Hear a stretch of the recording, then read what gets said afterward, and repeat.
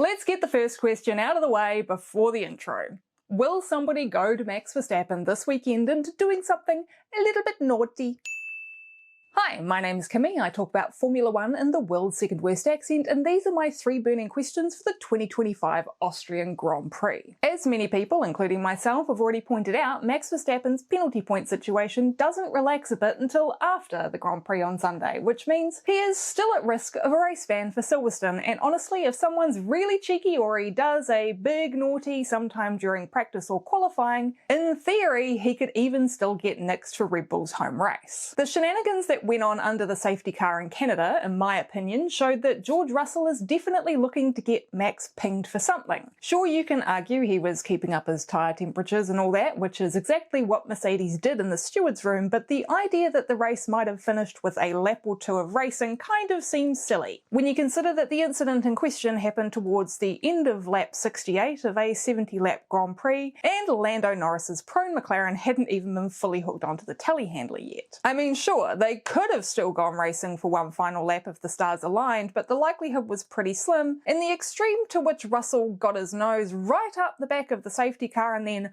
slammed on the brakes from the outside at least, looked a lot more than just keeping up brake and tyre temperatures. So, will Mercedes, or perhaps even Ferrari, who could also probably use a bit of breathing room from Red Bull in the Constructors' Championship, try to lure Max into a penalty? I mean, let's be honest, it's probably pretty likely, particularly if there's a late safety car, because if something happens to Max that drops him out of the points, and George can win his second race on the trot, then that'll get him ahead of Max in the driver's standings. And if Max gets that race ban, George will have the chance to pull even further ahead, and Red Bull consequently will be forced to run a Grand Prix without the only guy who has a decent handle on the car. Which isn't just good for George, it's good for Mercedes. My second question is, will Sauber continue their run of form, or will this be a crash back down to reality? Now, there has certainly been an element of luck and strategy in all of Sauber's points finishes this year, retirements from cars ahead and taking advantage of questionable strategic calls from other teams have boosted Nico Hülkenberg up to 11th in the championship. But the team's also done a good job of improving the car in season, enough to make them a genuine contender for points even without the lucky breaks. However, Austria is the first proper test of a car's ability to handle elevation changes since Suzuka, and those elevation changes are extreme and second only to Spa on the calendar. The circuit's exposed to the wind, which isn't forecast to be strong this weekend, but it does tend to get a little bit gusty up there. As is pretty much always the case in Austria, those gusts do tend to have a habit of catching drivers out at the worst possible moment. Errors that push them over track limits or mean they don't get the best exit out of the corners and onto the straights. There's a lot of room for opportunity if the midfield team set their cars up right for the conditions and someone at the top gets it wrong. And Sauber's upgrades have specifically been around improving its performance in turbulent air. This should, in theory, also make them better when the breeze gets up a bit. Hülkenberg has seemed pretty confident about Sauber's progress over the past few weeks, so I'm hopeful that we might be in for another solid points finish for the team, even if it does come at the expense of the other team I've always had a bit of a soft spot for. Although I think Williams is in for a world of hurt once again this weekend, but that's a different video. If you want to see that upcoming video on Williams, then please make sure you're subscribed to my channel and click the like button so that YouTube is more likely to show it to you. You'll also be helping out a small creator whose only current goal is to hit 1,000 subscribers by August 21st, aka this channel's 2nd birthday. That's right, 2 years. It's a long time. If you're the kind of person who likes to support creators on Patreon, then the link to mine is down in the description and right here on the screen. And thanks so much to my current patrons who are up here in the corner.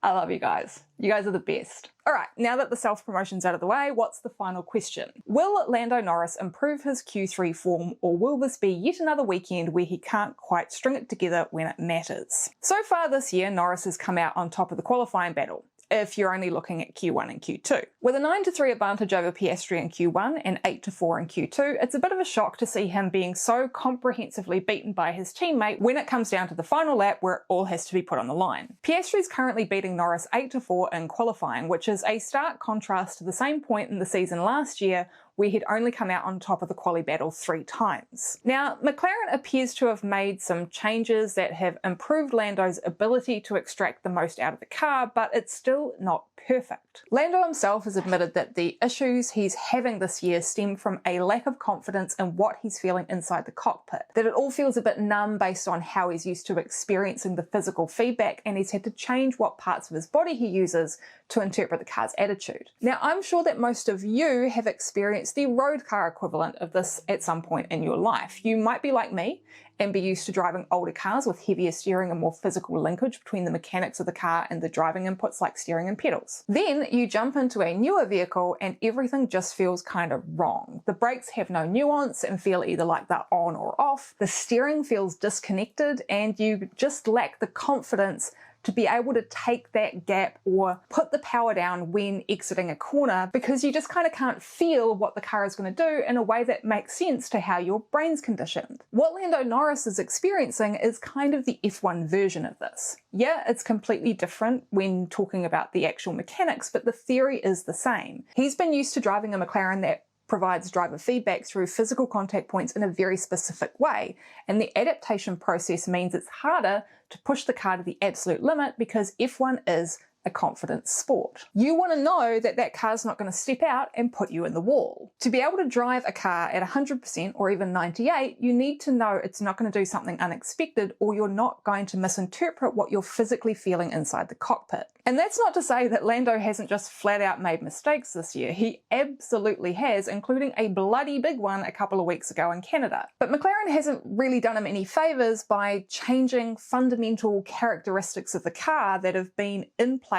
since they stuck Lando in a full-time seat 6.5 years ago. Not that they really have any obligation to do him any favours, because he's the one getting paid millions of bucks to drive a car in wiggly circles after all, but the fact that McLaren were willing to change the feedback characteristics of their package when they likely knew Lando would struggle to adapt, well, it paints a bit of a picture about which of their driver pairing they think probably has the highest ceiling, and what they're willing to sacrifice to find out. The good news for Lando fans is that there's only half a season left in this regulation cycle, and not nearly enough time for McLaren to find themselves in a Red Bull situation. So what do you think? Do you think that George is going to play nice this weekend like the good little GPDA director that he is? Do you think Sauber's form is just a flash in the pan? And do you think Lando's going to come back with a vengeance and wipe the floor with Oscar for the rest of the season? Let me know down in the comments. Thanks again to my patrons, and I'll catch you all next time.